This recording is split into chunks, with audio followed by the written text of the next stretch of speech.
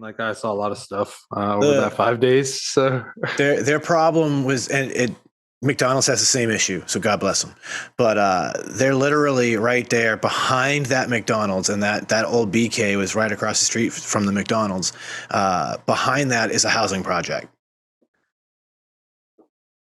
So a lot of the people from the projects are the people who go and end up working in both of those fast food restaurants because it's right there. You don't need a car. You walk to work real quick.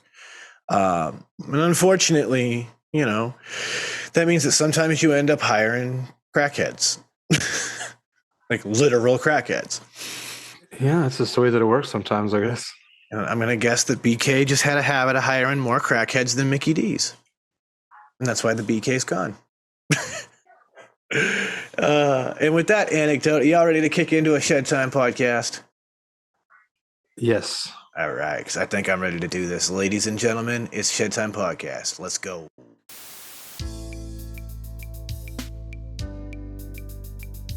Ladies and gentlemen, I introduce you to Shedtime. What is Shedtime, you ask? Well, it's code for the consumption of cannabis, but it's much more than that.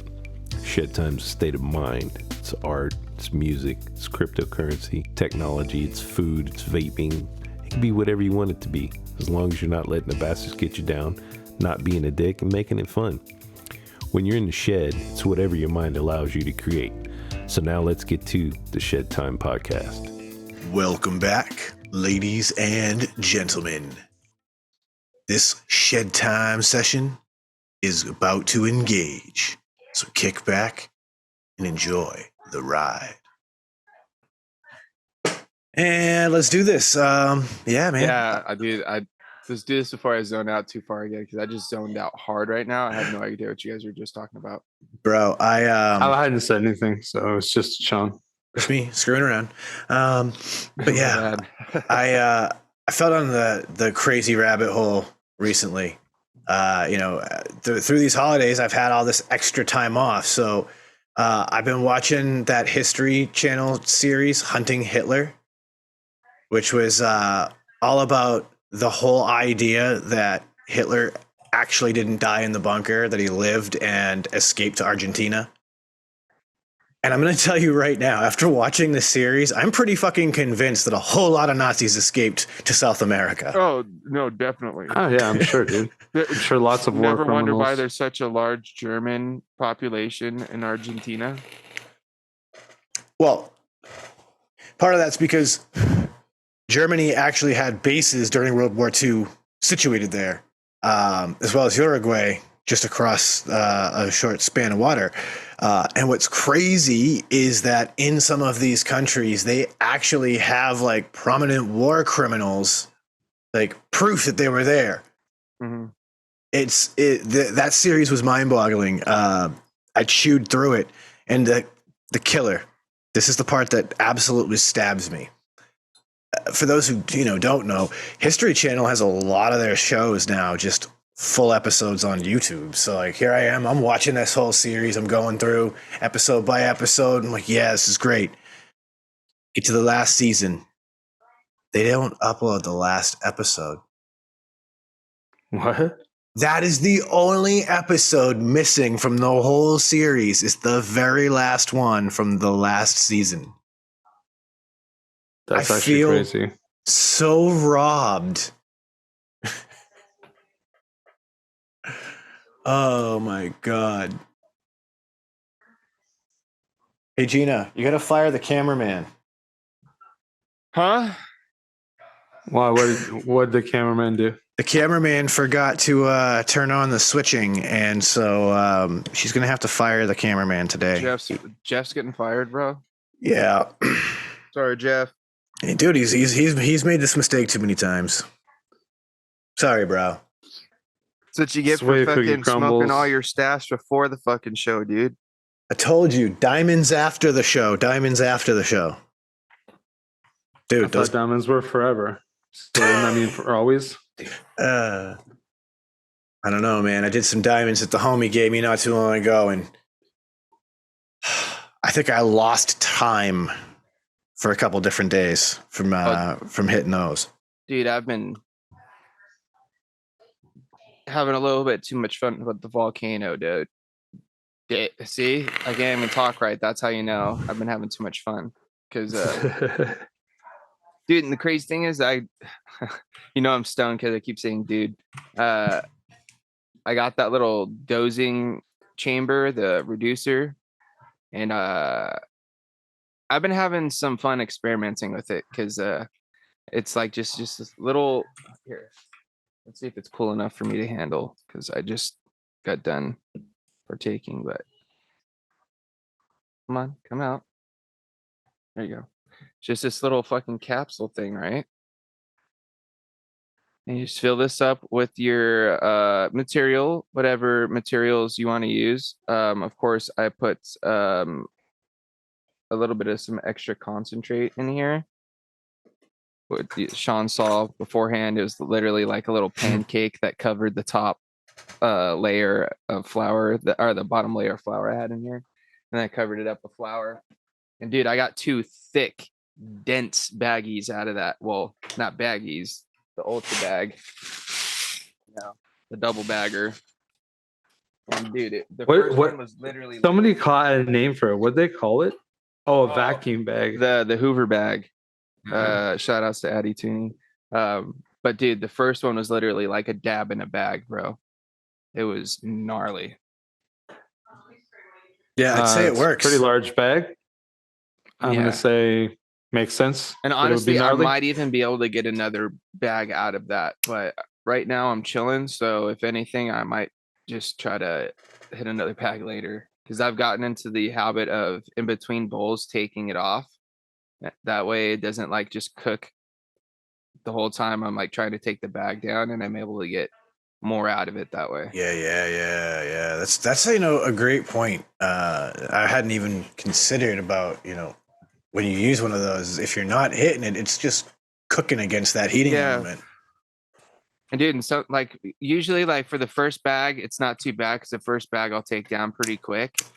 But like as you start hitting the bags, dude, like into the second and third one, like it takes you a little bit longer to get through a bag, especially when you're doing it by yourself. If like you're in a group, it's super easy to go through like a bag fast as shit because you got like 4 or 5 people hitting it. And then by the time it gets back to you, it's probably ready to get filled anyway. Yeah. But like when it's just you, dude, there's times where I'm sitting here and I just have to put it down for a second just to catch my breath because I'm sitting here just like, it's not like I'm not even breathing. I'm just, each breath is a hit from the bag. I mean, you're ripping it through that little bong too, right? Oh yeah. So I'm taking nice big rips, dude. It's not like I'm taking just not a little sip on the bag. I'm ripping it, dude. Dude, have you seen that? You saying sip on the bag? No playing around. Have you seen that thing that's like you drink the vapor? The cups, yeah. A lot of them though, they're done with cartridges or like carts. I saw a company doing one with dry herb, and I'm just like really weirded out by this whole idea of like drinking the vapor out of a cup. Well, think about it, dude. You don't remember ever filling up a cup with just regular vape and then sipping it out, like when you first started vaping, just because it's like, oh, dude, watch me fill this cup up with vapor. Yeah, but it was like a novelty, right? Like, I never thought of it like took the novelty and turned it into an actual application, dude. Yeah, like I never thought of it as like, oh, this would be an ideal way for me to consume some weed, man. It's 100% a gimmick. You know what I mean? It's gimmicky for sure, dude. Like it's not. I don't know how fantastic it is, but then think about this, dude. Think about if you put like a little shot of something in the bottom of that glass and then filled it up with like some sort, like one of your favorite strains, and then like as you sipped whatever little shot of whatever was in there, blended with whatever you filled up.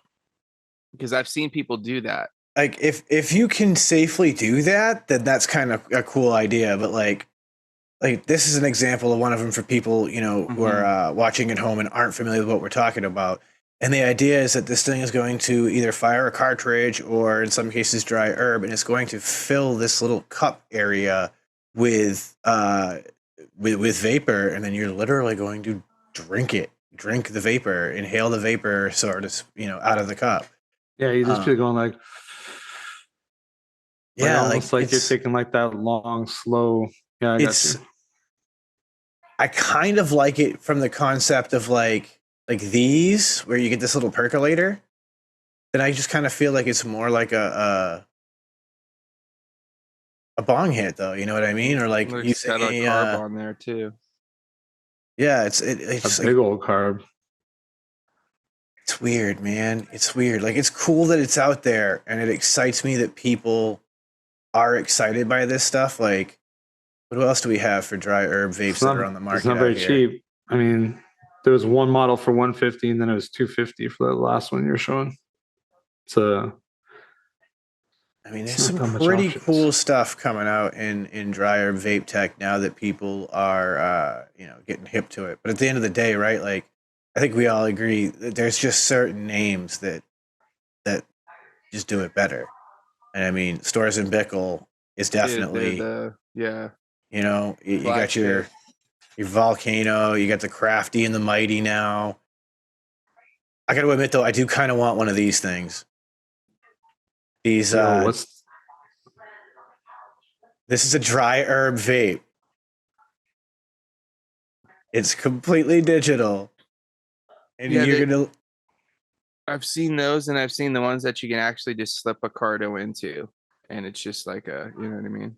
Yeah, I kind of want one of these just for the whole, like, hitting the old man Briar. This is what I'm going to say, though. Sean, it's going to be like every other, like, run of the mill. It's not going to be good, dude. Like, you'd be just getting it because it's like it looks cool. I will admit, Sean. Like, I get the because, dude, I would want one too. But hold on, for here we go. Performance, there we are. Heating method is conduction. Coil type is a ceramic bowl. It has actual temp control, so it's running by temp control, which is interesting. So, like, it might not suck. This might actually perform pretty well.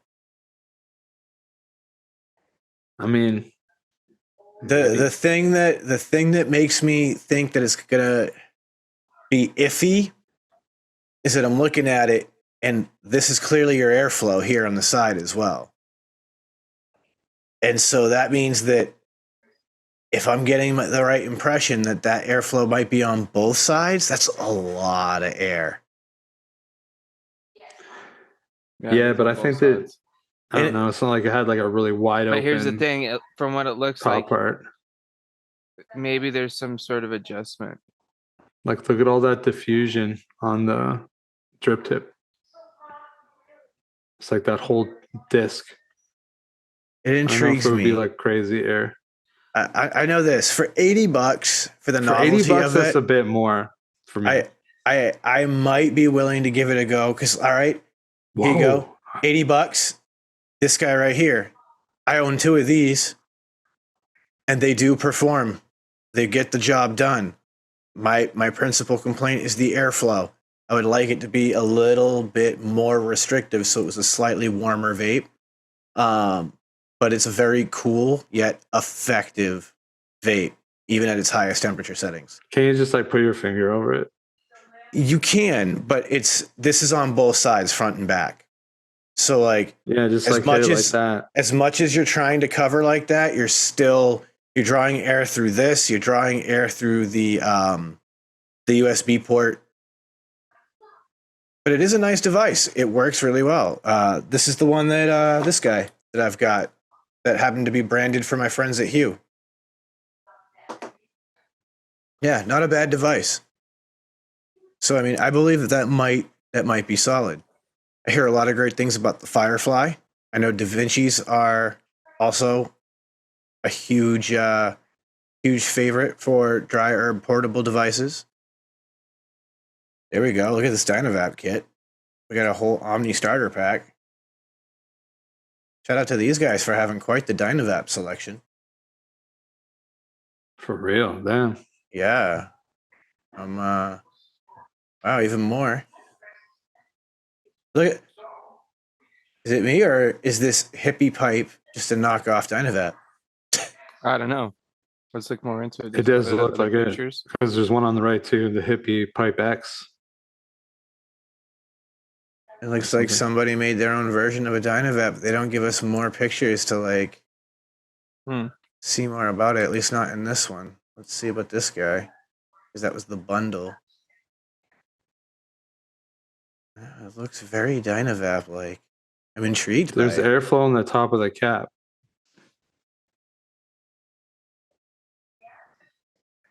Looks like a little salt shaker. Oh, dude, that's clever. It's retractable. So you stuff it in, you scoop your material in, and then it retracts backwards into the chamber. That's clever.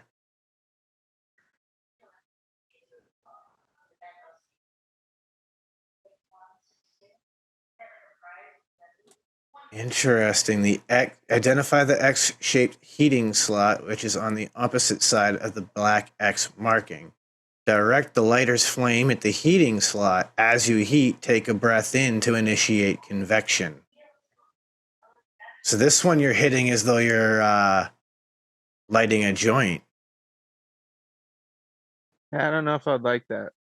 I feel like I get too much of the butane flavor. Well, I think that, yeah, I think that probably would be that. You wouldn't have to do it the whole time, but maybe just like, I think you just take like one little quick little a lot pull. more guessing work on how much you need to heat it and more of a chance of combustion. I have no idea. Yeah. If they have a warning, maybe they have an audible warning as well. I don't know. I doubt it. I don't know, because I'm also thinking, right? Let's go ahead and stop sharing. But I'm also thinking that the way that is designed, you may not taste any butane because of where the heat is going compared to where your airflow is. I'm not sure. But I think that as far as like going too far, your big indicator is going to be throat, right? You're going to feel, oh shit, that's getting too hot. And you're going to have to just stop heating it. And I think that's definitely a learning curve thing with a product like that might be off-putting for some people. Definitely seems a bit off-putting for most of us. I definitely prefer the simplicity of the Dynavap for sure. Yeah, once you get used to it, it is definitely simple. But I would say that there's a slight learning curve for sure with the Dynavap, but I think a lot of it's also just like you fine-tuning it for yourself, just because like there's so many different kind of ways you can use it. You just have to find like that right one for you. That's what I've noticed. That's very true. That's very true. And that's the beautiful thing about the Dynaverse, ladies and gentlemen. For those of you curious about Dynavap products that are listening, there's so many different things out there. There's something to suit everybody. I know I'm a big fan of the Simrel products. There's a lot of other products out there from a lot of other Dynaverse members and makers that might just hit your fancy. But yeah, a lot of cool stuff out there. There's actually a kid out there I've been following who makes these pretty unique travel kits where it's like they've created a container for you to carry fresh material with, but then they've got a debowling ABV container that comes with it as well. Nice. And so that way, like you're covered. You can have everything you need pretty much in one spot on the go to have your Dynavap covered. Because I know this. I didn't think about what to do with spent material when I was introducing a friend of mine to a Dynavap while we were just sitting in a parking lot in their car. And they weren't somebody with like an ashtray in the car. I was like, oh man, what am I going to do with this spent material? Lucky for me, I had an old pre-roll tube I could just kind of dump it all out into. But yeah, that was like one of those oh shit moments. I wasn't prepared for this eventuality. So yeah, shout out to Wanderer for Dynavap. We may have to see if we can get them on the show to come chat about coming up with this little idea. because it's a pretty cool little gadget. Even just Dynavap themselves, they continue to just put out new and improved products. You know what I mean? Continue to innovate the Dynavap and come up with new and better ways to enjoy your cannabis. Yeah, I want to try one of these Helix tips. They sound pretty interesting. Everybody that I've heard that's used one is all about it. I guess it's given people like tremendous flavor hits. And I like flavors. Yeah, me too. I'm an adult. I like flavors. And I like things that taste good. Dude, speaking of things that taste good, dude, we were talking about this beforehand. Let me find here. There's an empty bag because I'm all out of it. But I got some of this Stizzy 40s. It's infused premium cannabis. And so this is the ingredients. It's cannabis flower, cannabis concentrate, live resin, keef, and terpenes. So it's like the moon rock to end all moon rocks. It's almost like pretty much a moon rock sort of situation. But let me tell you about flavor, dude. This is supposed to be pink acai. Dude, it tasted like candy, bro. Like legit like candy. It's crazy. Like, and then the cool thing about, well, I guess it's kind of a cool thing, is like every bag after that has tasted like this for at least 3 or 4 bags after vaping this stuff in it. So those terpenes and stuff are just kind of lingering, huh? Dude, it is so good, dude. Like I took it with me to a buddy's house to let him try some, and dude, even he was like, dude, this stuff is fantastic. He's like, it doesn't make sense. This does not taste like weed. It didn't smell like it. It smelled exactly how it tasted, which was like, how sometimes you can get some flower that's like that, but it was like on a whole nother level. Like it's super sweet. There wasn't like any, like, it just didn't taste like weed at all, dude. It was a trip, but it got you nice and high. Well, it better with all the fucking infusion that's going on. Like, holy crap. Oh, yeah, I did that. That's what I put in that little capsule with the little pancake and covered it up. That's why I'm so fucking spaced out right now. That's why I'm really high right now. It's all part of it. That'll definitely do it. Good way to start the day, I guess. Yeah, blast yourself with some terps. And speaking of terps, homeboy, Mr. Ashton Palmer, sent me this little post the other day on the Instagrams that caught my eye and was really interesting stuff. It was an individual in the cannabis scene who was talking about how terps are actually a volatile substance, and there is actual scientific data that we need to be cautious of the amount of terps that we're taking in, because breathing in terps can be irritating to the lungs and in some cases even damaging. One of the things this guy was citing was the fact that there are, I think it's EPA regulations on myrcene levels in lumber yards, and that if the myrcene levels are actually too high in the lumber yard, these guys actually have to get out of the lumber yard. They can't work until the air is cleared out and replaced with fresher air, because of what it can do to people's respiratory situation.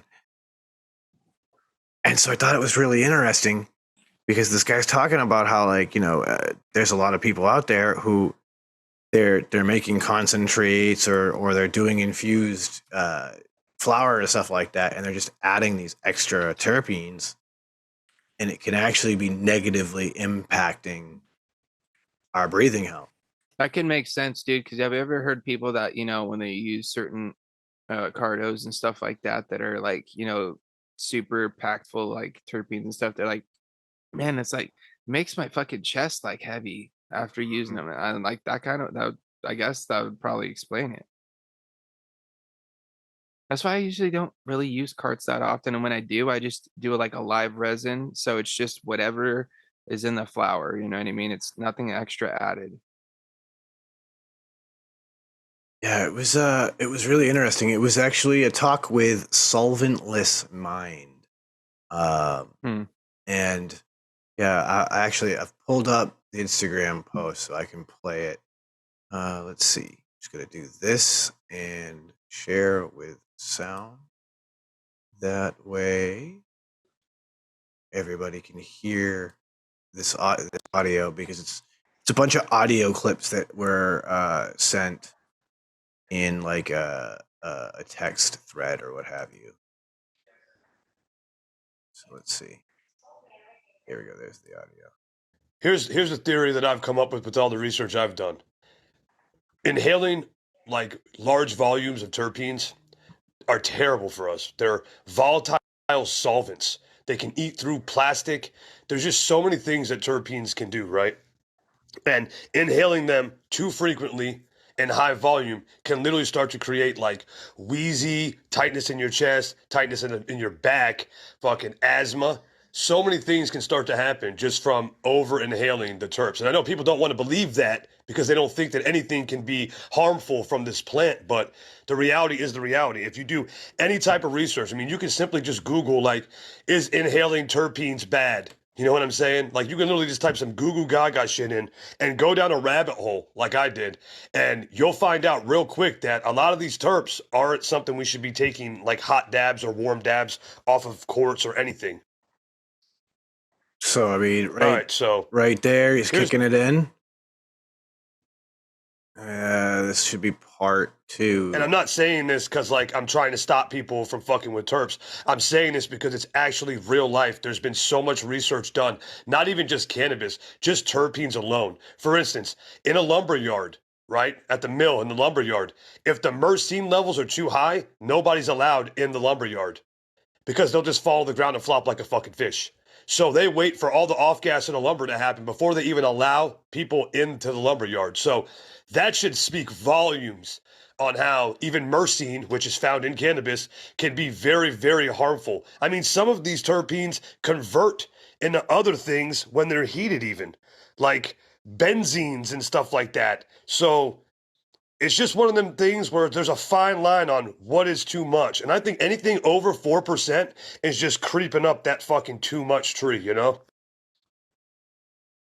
Which I think that speaks to the carts right there, right? Now, I'm not going to act like I know that for a fact, but with all the research I've done, you should definitely be watching your intake of terpenes for sure. And I'm only saying it because I'm looking out for people. Because I went through a lot of serious shit with the terps myself. Using my Heart Magic steam distiller, I used to make terps. I used to do exactly what you're doing right now. I used to add like 5 drops to a gram, stir it all in. Bro, it started making me and all of my homies, everybody around me, wheezy. We didn't even want to take dabs anymore because the terps were just destroying us. So just something to look out for, man, because if you just do a little bit of research, you'll see I'm not full of shit. And he continues. Right here. Yeah, like eating and drinking is totally different than inhaling. You know what I'm saying? Because you're taking it at a higher temperature. You know, you're converting things and you're actually inhaling it into your airways, which can literally fucking destroy you. But as far as eating it or adding it to a drink, no, it's not going to be the same effect at all. Just simply because there's no fucking inhalation happening. Your airways aren't actually being disrupted by that, you know? So I feel like there's a huge difference between eating something and fucking smoking something, you know? Or vaping, whichever, you know? Yeah, man. Really, really interesting, right? Like, I knew I had a homie show me like how terps can be a hell of a potent solvent by dropping a dab that was just a little too hot and it scorched the bottom of his banger a little bit. And he's like, don't worry, I can save it. He immediately grabbed some diamonds and sauce he had and he threw that in the banger and took a dab of that.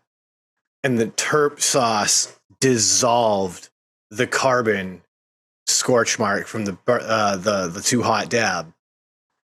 And then he was able to just, Q-tip out his banger at the end.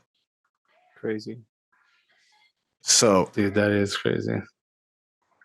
Yeah, it's super, super interesting that the science is out there, and it's I think it's just something that the cannabis market just hasn't really given enough thought to. Is that, yeah, like terps are awesome. We love terps, but we do have to be mindful. As Ashton would always tell us, moderation is key.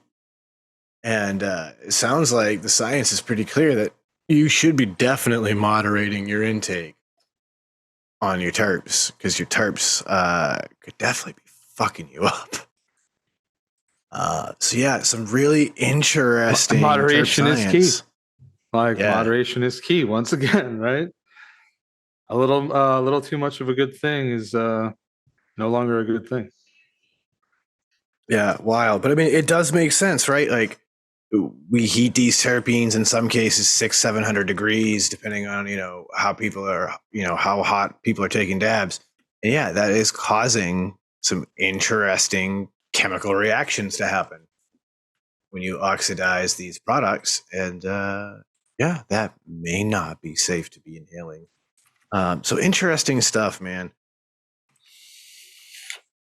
And if you folks want to go ahead and learn more about that, feel free to let us know, and I will gladly start digging more into it, and we can get into a deeper discussion about it. But I think it's really interesting, and it definitely deserved getting it out there into our community to let everybody know. For sure. I think it's interesting. Like I'm not like always chasing specific things. I just like look at things. I'll be like, oh, okay. I actually don't ever grab anything that's like really, really high percentages of anything. I'm always kind of just like looking for like the middle of the road. Like it gives me the hits on everything indica. That's it. Yeah, man. I mean, that gives me some interesting insight, though, because I do remember, from time to time working in the dispensary, encountering customers who just wanted plain raw distillate. They did not want anything that had terpenes in it because of the volatile effects that terpenes can have. And hearing that information and being able to process it in a objective manner, it makes sense that we need to better educate people on the subject, because, like Solventless Mind is talking about, excuse me, there's a certain tipping point, a threshold where like you can definitely still have the enjoyment and the use of terpenes in a product. You just don't want to be pushing it too far where it does have those negative impacts. And if we can begin to educate people that, these are the things you want to watch out for, we can start to craft better markets, and we can get rid of a lot of these, junky, just distillate and overloaded carts. So many of us have had those. They just taste, like candy. I know there was a company out here. They had one that they gave us a sample of when I was working. It was potent pineapple, and dude, it was delicious. Delicious. Man, well, some of them do taste like a little too much. Like they're not weed. You know what I mean? And I get people. There are people who want that, right? Like, I understand that from the perspective of a business, like, especially too, as like a person who, we quit smoking by vaping. I don't want the taste of tobacco, but I want the effect of nicotine. These people are in a similar boat. I don't want the taste of weed, but I want the effect of it. So no, that's true. Those products exist for them, or they want the discretionary aspect, right? Like, they want to be able to step into the bathroom real quick and take a hit of strawberry fucking tasting vape cart to get a quick buzz on. And then when the kids come in behind them, when they open the door, it doesn't smell like weed. Like, okay, I get it. But yeah, there's a limit to those where you could get a tough chest and who knows what else. And I think that's something to be mindful of now. So shout out to I people think- doing the I think science. so for sure. Dude, You science know? is cool. I like science. I'm We've a fan talked of about science. history. We've talked about science. This has been a interestingly and enlightening conversation so far. Yeah, we're just barely started. It feels like. It's true. We're only 30 minutes in, boys. It's already kicking off on a good foot. And I don't have any good feet anymore because I fucked up both my ankles. So, you know. No. Kicking off a show. Well, no. These are the ones I did forever ago. I just never went to like physical therapy. So my shit's, I'm paying for it now. Let that be a lesson to you listeners and viewers out there. Take care of your shit. If you get hurt, rehab it correctly. Oh, man. Lord. Too young to feel this old, and then I remember actually I'm older than I want to accept sometimes. I feel that, dude. I feel that. Yeah. It's funny because now that my wife's turned 30, like, she's beginning to understand why I used to laugh and be like, yeah, I feel like I'm getting old now. Because she's having those moments where people talk about things. She's like, holy fuck, that was 20 years ago. And I remember it like it was yesterday. Yeah. Oh, shit. Now I get it. I'm starting to feel old. Dude, you just wait until it's been 20 years and you were already an adult. Like 20 years ago. Like you're Right? already like an adult. Not like, I was 16 or 17 years old. I was an adult. No, dude, 20 years ago, I was 23. Yeah, dude. Like, it boggles it boggles my mind to think about time always. And especially when I start getting into that like crazy shit. Cause like I like that metaphysical stuff. You know what I mean? The like really like borders on just absolute craziness kind of metaphysical stuff. And I was listening to this little thing about how somehow they've proven that there's 11 dimensions to the world or the reality that we live in, and that we exist on the third dimensional plane, but there are fourth, fifth, sixth, all the way through to 11 that we can confirm thus far. And so they started talking about this whole concept of how if you take this specific shape and you see it in a 2-dimension, it's going to look like this. But when you use that shape and you put it into 3 dimensions, now it becomes this. Now what happens when you take that same shape and it becomes the 4th dimension? And in, like, watching somebody have a visual representation of what a 4th dimensional object is pretty goddamn wild. Like a 4-dimensional cube is a cube within a cube that exists both within itself and outside of itself simultaneously. That just makes people's brains hurt when you say it out loud. Never mind watching somebody be able to create a visual representation, through computer modeling that allows you to see this idea in the best representation humanly possible with our technology, Or another example is the Klein bottle. A Klein bottle is both inside out and outside in at the same time. It's fully connected inside of itself.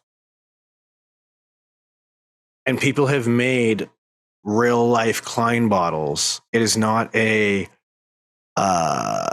perfectly endless loop the way it would be in a 4-dimensional idea, but through the magic of glassmaking, people have managed to do it where, like, to put water in a Klein bottle, you have to hold it upside down, pour water in, and then through the way that you turn it, it'll eventually get itself inside.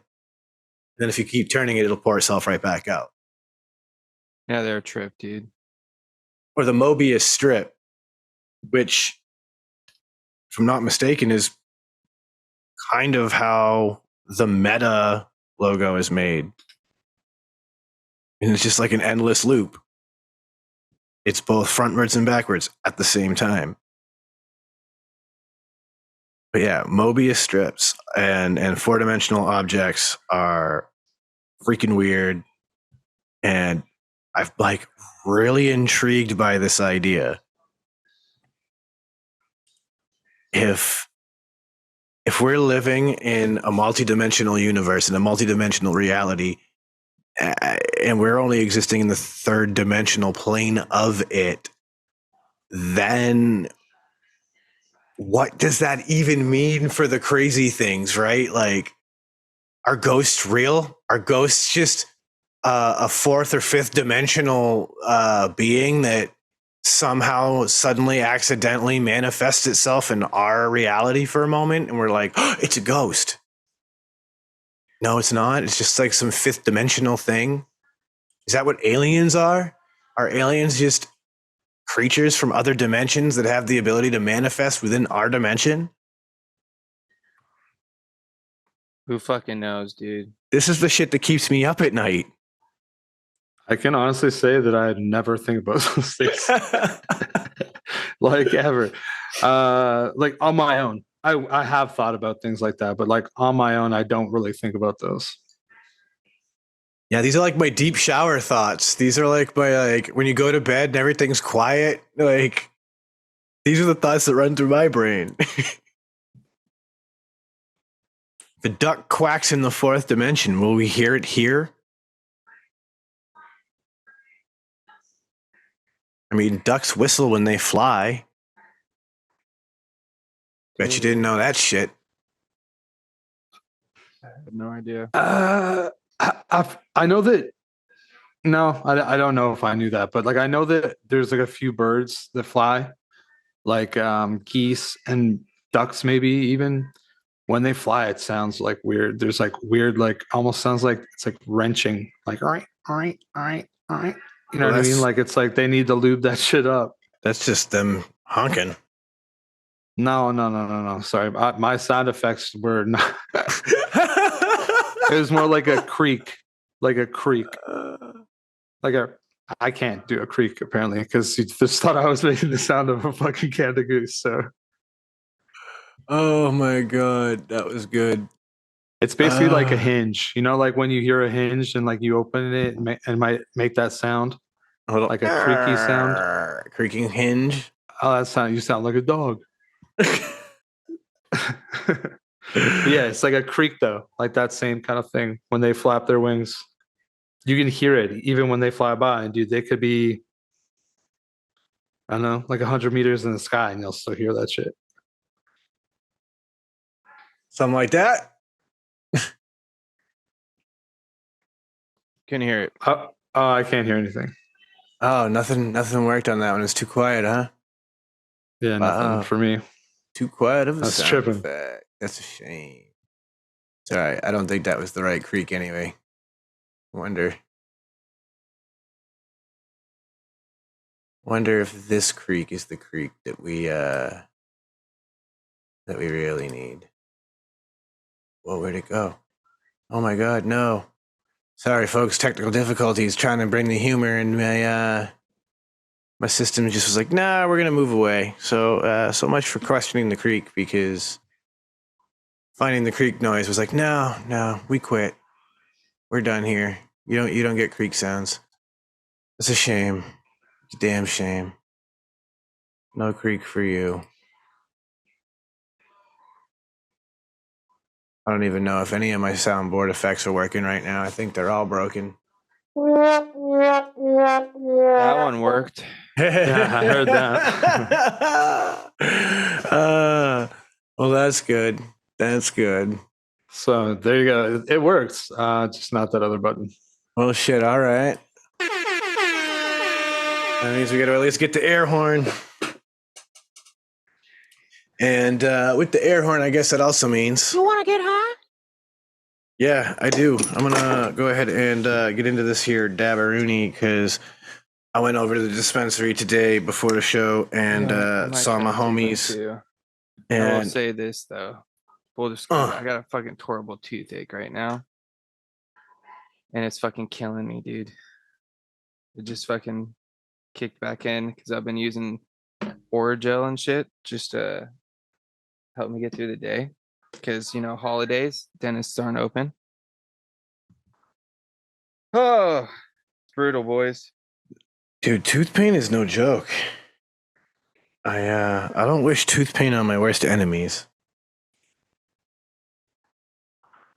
It's toothpaste. Yeah. Tooth pain. Pain. Oh, tooth pain.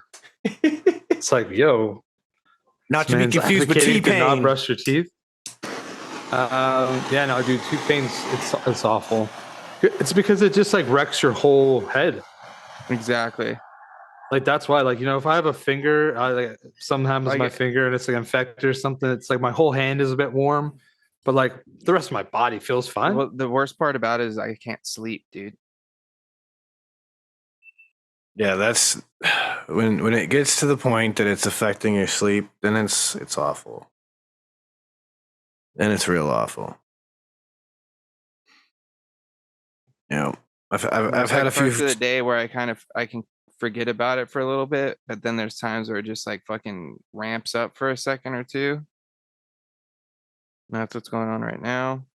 And like the whole fucking left side of my fucking head hurts.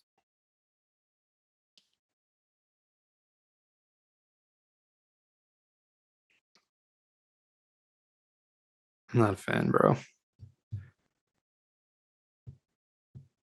That's like it's what else? Another thing that is kind of similar to is like your back, dude.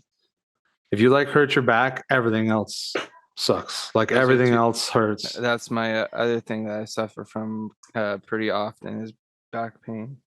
And then like the worst part is like to get over the back pain, you end up having to like do a bunch of like other things, like move slightly different and all that. And then once your back starts to feel better and you start to like try to walk normal again, now your hips like, off. All your other yeah.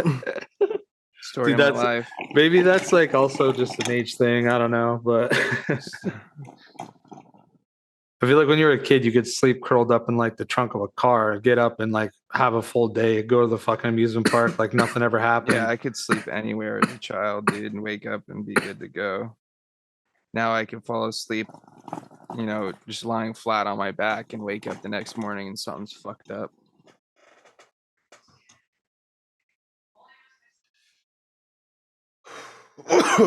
Sound like a bunch of old men complaining right now. I'll tell you though, a lot of it for me has been sitting. Sitting is like such a killer for the back.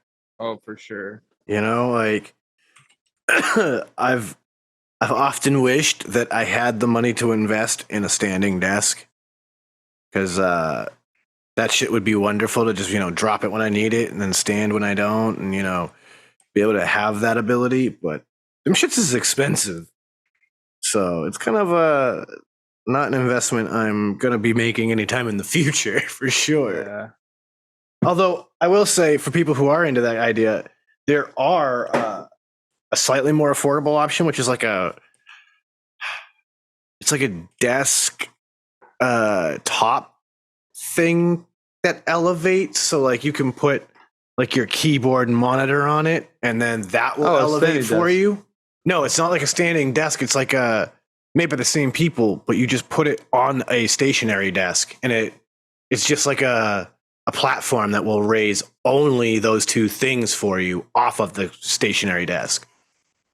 So if you can't afford $1,000 standing desk, you can get this thing for like a couple $100.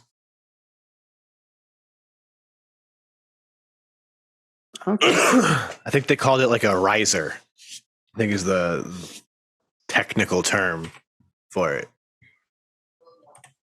A riser.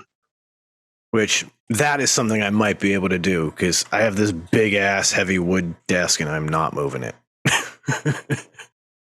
Fucking thing is brutal. When we moved this desk used to be upstairs in this house before I moved in. And when we moved this thing down, we had to take it outside to the deck, and then down this deck stairs and go in the back door of this studio to bring it in here. Because the way that the stairs worked, there's no way we were going to be able to turn this thing down that stairwell and get it into this office. It wouldn't go through that tight of a stairwell. So yeah, This thing is so friggin' heavy that my buddy had it on his back while I was pulling backwards on it, and we had to walk down those stairs. It was sketchy as hell. This thing's heavy. I ain't trying to move it like that.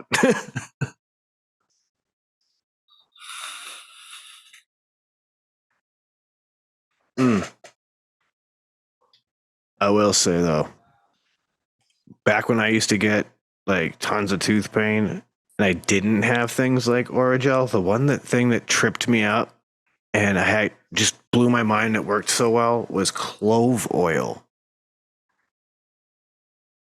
Yeah, dude.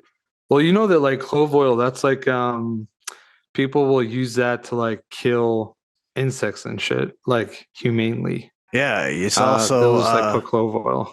it's also a way that you can euthanize fish, and you can also, in smaller doses, use it as a anesthetic. Yeah, there you go. Actually, yeah, fish. I think that's probably what should have came to my mind first. I never had it, but Yeah, I had it for toothaches. Somebody gave me some, but it works literally just like Oragel or Ambisol. It's a trip. A couple drops like on a Q-tip, and then you put it on the infected or affected tooth, and like it just numbs whatever it touches. It's wild. Mine's like a nerve thing, dude. So it's just like, just radiates fucking down my entire jaw. Yeah, and that's the thing, right? It's like those Oragels and stuff only do so much, but when it's a nerve pain, it just dulls the roar. Yeah. That's the worst. It is literally the worst. Giving me a fucking. It's giving me a headache. I believe it.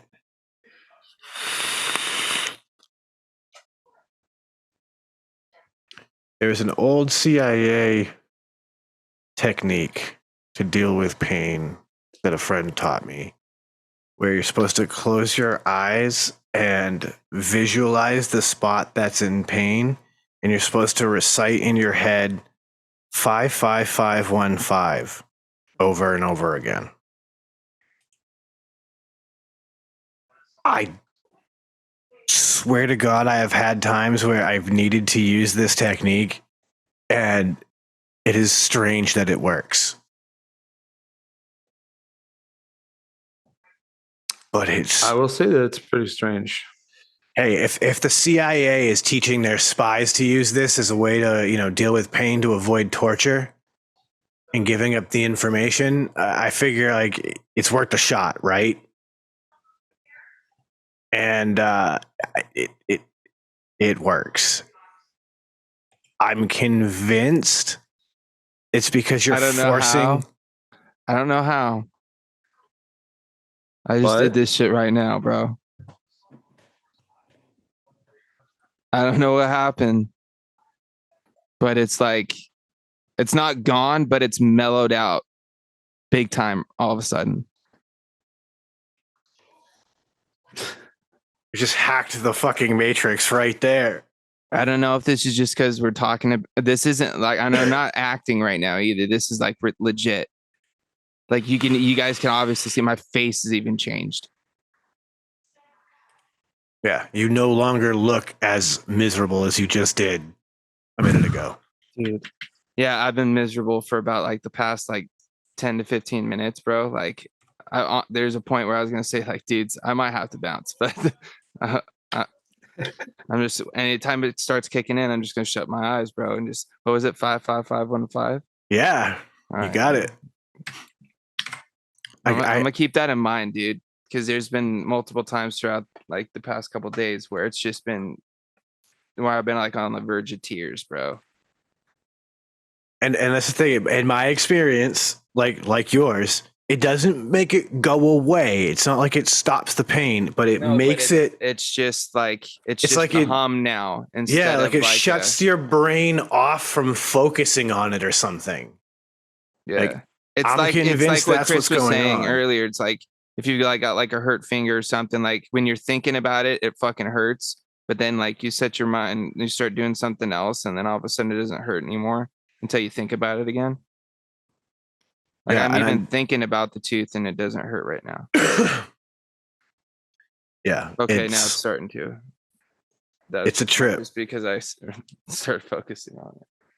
It's a trip though. It works. And like,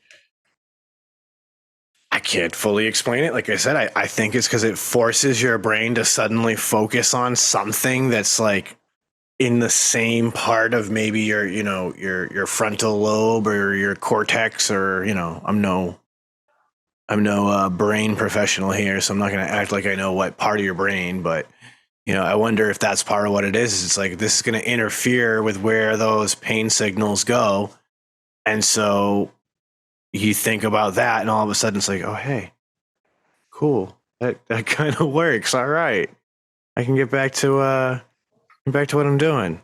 All right, I'm gonna take this dab, and it's probably gonna start hurting again. But oh well. Yeah, well, that's your blood pressure raising. Was talking with one of the homies in the Discord about that earlier today, about how when we smoke weed and you first get high, your blood pressure goes up, then your blood pressure goes back down, and that's the cause of red eyes. And yeah, that's the thing, is like you can, for people with high blood pressure, hypertension, those sort of situations, like that is something to be mindful of when you consume cannabis. Yeah, honestly, I probably shouldn't do as much fucking dabs and concentrates as I do, just with my heart history, but it's a weird thing, right? Because like on one hand, if you think about to get the amount of a dose that you're getting from a dab via straight flower material, it's often a higher amount of flower material that you have to inhale, far greater number of hits. So from that perspective, dabs definitely have an advantage. It's just the amount that I take is the problem. But that's where smaller dabs, it wouldn't be as intense. But I think part of it is like the Solventless Minds is talking about in the Terpenes there. Temperature is such a big thing too. But I've also definitely in the past few years have gotten way colder with my dabs, and even when I like my volcano, I don't really like to get it above like 380, 390. Good temps. You mean figure the flower itself is going to combust just over 400. So like keeping it in that 300 range is definitely ideal. Yeah, I used to start at like 375 and then bump up, but now I just kind of rock at like 380 to 390. Yeah, I mean, there's merits to both approaches, right? Because like if you start low and work your way up, you can kind of tailor your experience a little more, because you can boil just some terps and some lesser cannabinoids, if you will, and then kind of work your way up into the heavier cannabinoids. But it's also like it's like eating a salad that's deconstructed. You know what I mean? Like nobody wants to just eat some lettuce and then some tomato and like you want to eat a salad. So it's kind of like the same idea. Like if you just go in at an ideal temperature, you just consume your material and get everything in a single shot. Like this is I don't know if this is good, bad, what it is, but it's so different, dude. Because like when I first started like smoking weed, like all the stuff that I might think about now, dude, I never thought about that shit ever, not in a million years. I was just like, yo, I just want to get high.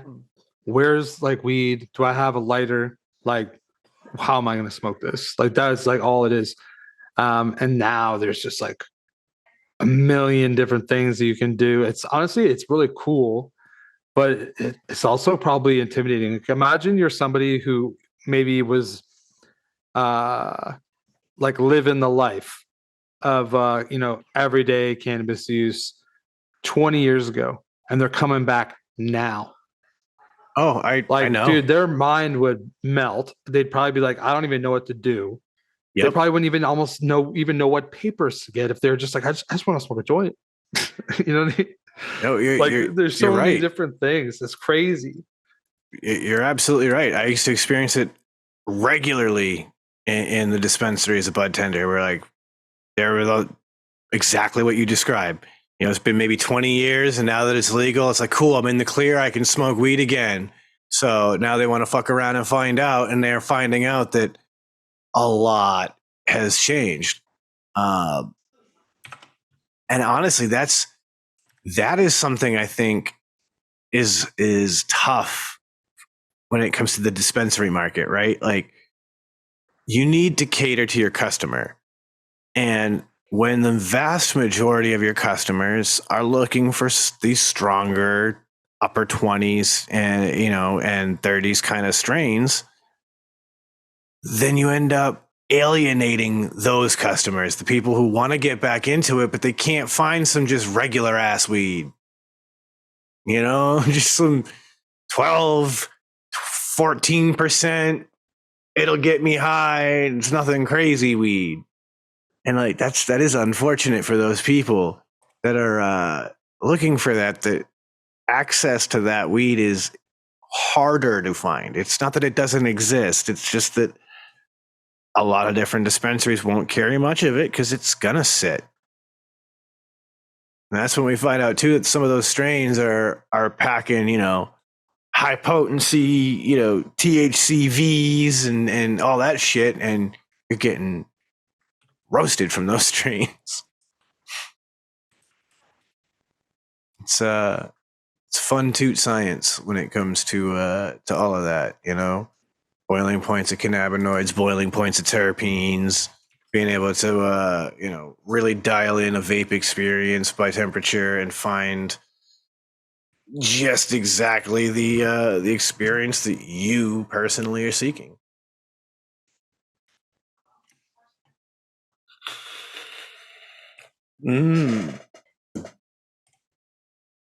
Hey, I was muted.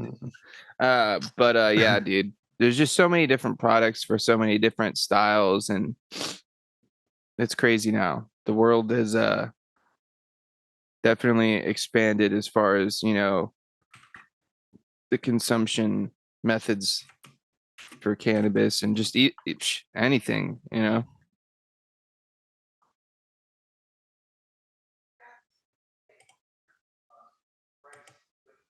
Yeah, it's Dude, that threw me off, boy. Big time. yeah, me too. Yeah, I'm sorry. I was like, that was so long ago. I know, dude. Because I looked at the time and I was like, nah, fuck it. I'm just A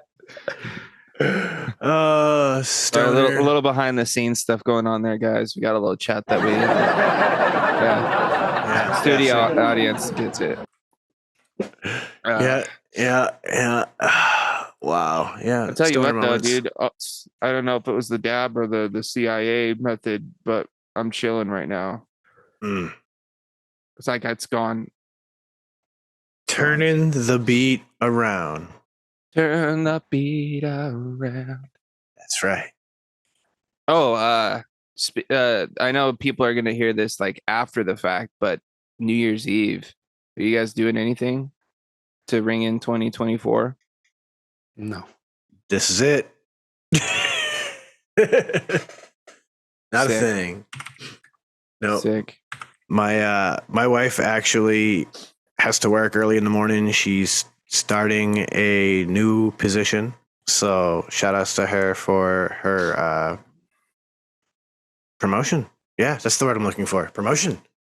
So yeah, shout out to her for that. So she has to go to bed at a decent hour because I think she has to be there at 4:30 in the morning. So yeah, it's something light around here. Just gonna kick it, dude. You know, smoke a little tree, drop a few more dabs. That's about it. Although I will say, I do need to make the announcement to the world that the Shedtime merch store is live. Oh yeah, that's a thing. That's pretty sick for the new year. Yes. Coming off, starting this new year with a bang. The merch store is live. Not a whole lot on there just yet, but we had to get a few things on there to at least give you something to pick from. There's a couple hoodie options and a couple t-shirt options. Personally, I'm a big fan of the all over Shedhead logo. I saw that one. That was pretty dope. That hoodie looks pretty cool. The all over print shirts are kind of unique too, because they print the fabric and then cut the shirt out of the printed fabric. So not all of them are going to be the same. And then they sew the shirt together. So they'll mostly be the same, but yeah, they are just all slightly unique. Yeah. Like they may not line up, at the stitch line on an extra large the way it does on a medium, the way it does on a 5X. That's still dope though. But it's cool because you're literally the fabric the shirt's made of has that print. So they're less likely to fade away, to wash out, that sort of thing. The other ones are a direct to garment printing. So they use basically it's like a big ass laser jet printer that shoots the ink on. So you don't get the like iron on transfer style that feels thick, the thick silk screening feeling. Yeah, but it's also not the heavy silk screen. It's like something right in between. Yeah. They hold up really well. I've used this brand or this manufacturer for several years now on my own company for my own clothing line, and I've always been happy. The big catch whenever you use companies like this is trying to pick the higher quality garments to start with. And so that is why people will see that some of these prices are, hoodies aren't going to be cheap. They're going to be, $45, $50 hoodies because we're picking nice higher quality garments to start with. We want to represent the Shedheads, and we want you guys to represent us with quality. Dude, for the dabbers out there are dab mats too. Yes, there are. Or mouse pads or whatever you want to use them for. Or a keyboard mat, because there's the big long one that like... Oh, are there different sizes you can get? So there's two sizes. There's a small one that's like, yay size that you can use as a mouse pad, dab mat sort of thing. But then there's also another one that is longer that is more of like a big vape mat or, a full like desktop mat. Dude, as well. For like your keyboard and being able to mount like I gotta see what the size is, because if it's big enough I might get one for my desk. I think it was like 18 by 16 or something like that. Okay, I don't remember dimension. It's not super big, but it's decent size. Yeah, it's probably like the one that I'm using. This thing is old and beat to hell from my old vape shop I used to manage, but probably something around this guy. Yeah. Could, I still might get one of those just to slap down when we do builds and stuff. I'm pretty happy with the design. It's like I said, there's only a couple. You got the all over Shedhead ones, and then there's another one that's got the cool retro style looking design, and then of course the design that's on the mats. So you got a few different options right now, and we'll start expanding those as we get things rolling. But we wanted to get it up and running. It's all linked up. And on top of linking things up, it's linked up over there at shedtimepodcast.com, which, because we just launched the web store, also just got a brand new facelift. So sick. It's looking extra clean, extra crispy. Question though. For the old Shedhead patrons, is there some sort of little discount on the old merch? That's a great point. I'm going to look into that, and we're going to make that happen. So that's to come for sure. I hadn't even gotten that far yet. So good shout out for that. We should look into that. And also possibly this is to the patrons, leave some suggestions of types of things you'd like to see in the merch store. What kind of things would you like?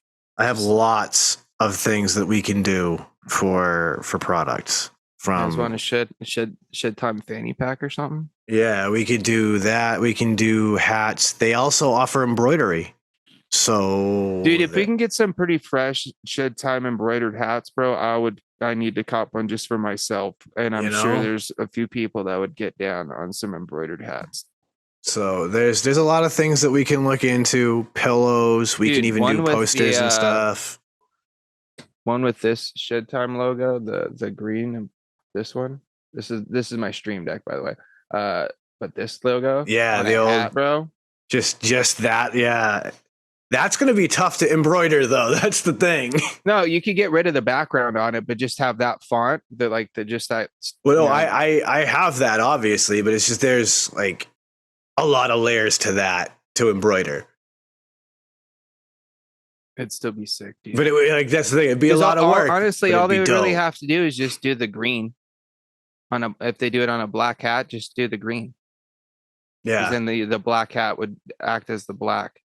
It's there's a lot of stuff that has to go into designing those, and that's why I haven't tried them yet. But we're gonna get into a lot of cool shit now that we have the merch store up and running. Or even just a Shedhead hat, bro, with the old school Shedhead logo on one side. Yup. That'd be a dope option. Also for the patrons, they're getting to follow along on the grow that I've been running. It's looking crazy. I'm actually a little surprised that these plants are looking the way they're looking right now, because they're like, we're talking 4 weeks since sprouting. So these are very, very young plants. And yet they are... Yeah, they're like a month old. Yeah. Crazy old. They are extremely happy as I get my camera to focus on just this little picture on my phone. So for a little month old, they're doing really nice already. They're looking fresh, dude. So we are on our way to get something very special, I hope. And if you're a patron, you're getting to follow along with that. You're getting your own private updates that nobody else is going to get. So definitely really cool. You can follow along and join on the journey, see what I'm experiencing, my trials, my tribulations, all that, and watch some plants grow up week by week. So that's also another little benefit that's going on, a little added bonus for the patrons over there. And if you want to join the Patreon, link at shedtimepodcast.com. So that's super cool. Also, other really cool news before we bring our show to a close, because we're coming up to the end of the evening here. We have already broke 200 episodes. Damn, dude, that's crazy to think about, dude. Yeah. We are over 200 episodes deep now. That, if I remember correctly, the end of season 4 was episode 200. Would make sense because 52 weeks in a year? Yep. So 200 episodes. Crazy. Insane. We've also got a lot of YouTube growth this year, boys, which has been really nice. So a lot of new faces that are starting to follow the YouTube channel. Of course, those guys, if you guys are watching that, you're catching always a month behind. So, I mean, if you want to see this video early, hop on over to shedtimepodcast.com and join the Patreon. And of course, if you just want to listen, you can always stay up to date by listening to Spotify, Apple Podcasts, Google Podcasts, all of them. Just say, hey, Alexa, for the Shedtime Podcast. And you're good to go. God, I hope somebody out there's Alexa just went off. For real, right?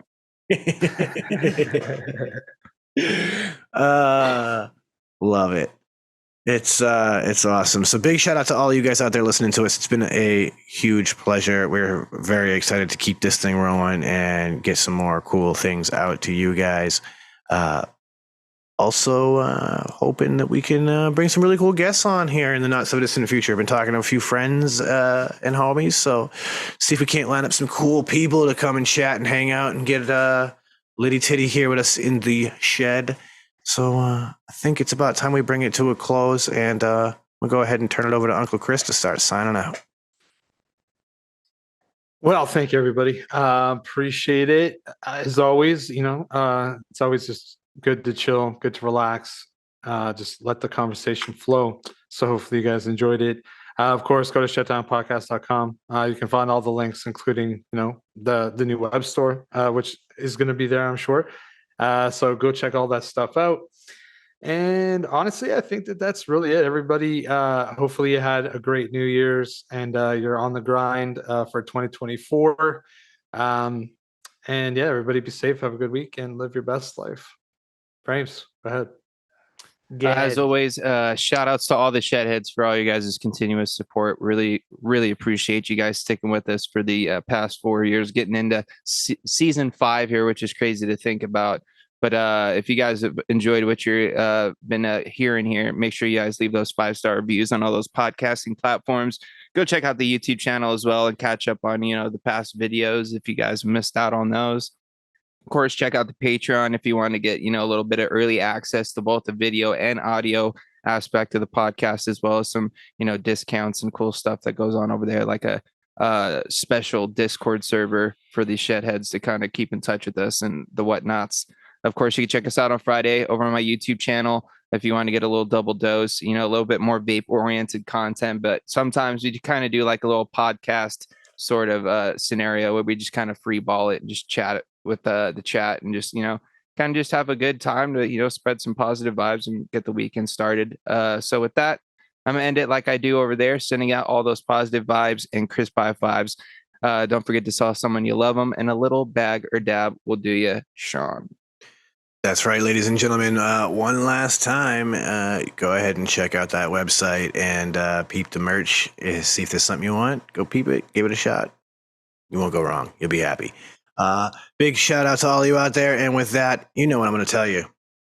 Don't let the bastards get you down. Be cool. Don't be a dick. And whatever it is that you do, be sure and have some fun, because it's the Shedtime Podcast, and it's time to roll on up and roll on out.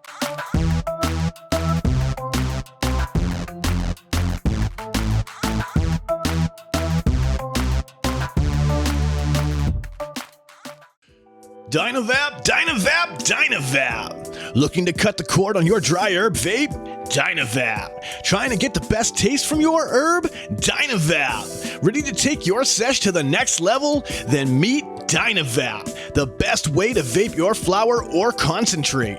Concentrates? That's right, your flower or hash can be vaped using Dynavap. Check out Dynavap.com to learn more. That's Dynavap.com. Lose the ash? Dynavap. What's going on, Shedheads? It's your boy Frames Janklin. Are you looking to step up your match game or have a raw copper, brass, or stainless mod or RDA that you're absolutely tired of polishing? Then you need to go and hit up my man Ashton of Palmer's Powders. He does some absolutely amazing powder coating work. He offers many different colors and finishes at an absolutely killer price. This man is taking powder coating to a whole new level, and he can make your setup an absolute masterpiece. You can go follow him over on Instagram at Palmer's Powders, and you can go check out pricing on his website, palmerspowders.com. That's palmerspowders.com. And as always, let's just vape on, Shedheads.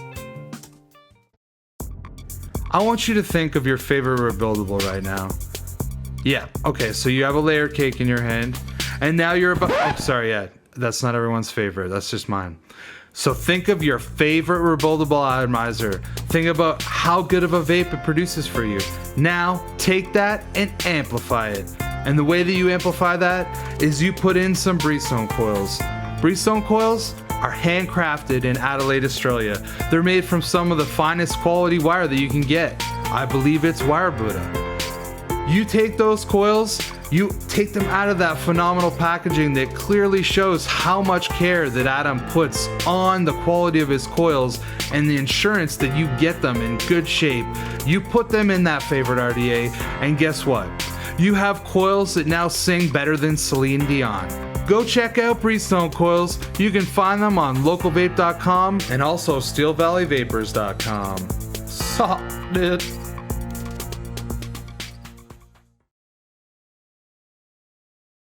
Yeah. Dude, whatever that CIA bullshit is that you told me to do, bro. I don't feel shit. I don't feel shit right now. You don't think it's bullshit? I don't know. But for some reason, I'm not hurting.